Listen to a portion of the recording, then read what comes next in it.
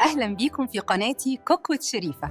وصفاتنا تتميز بطعم زمان للمطبخ المصري الأصيل.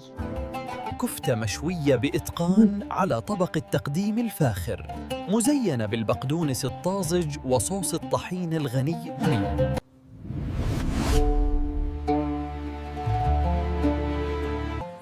الله،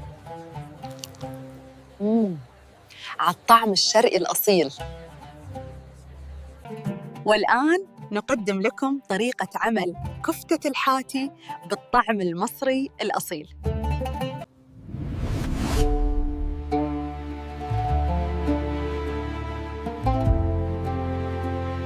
بدينا كيلو لحم مفروم مع ربع كيلو دهن، وبصلة كبيرة مفرومة تم تصفية الماء منها جيداً. معنا أيضاً حزمة من البقدونس المفروم، الأوراق فقط، ومعنا ملعقتان من الدقيق وملعقتان من النشا. أيضاً لدينا ملح وفلفل أسود وملعقة صغيرة من الزنجبيل وملعقة صغيرة من مسحوق الثوم ونصف ملعقة صغيرة من القرفة. بعد إضافة ملعقة صغيرة من البيكنج باودر، اعجني الكفتة جيداً لمدة لا تقل عن 15 دقيقة.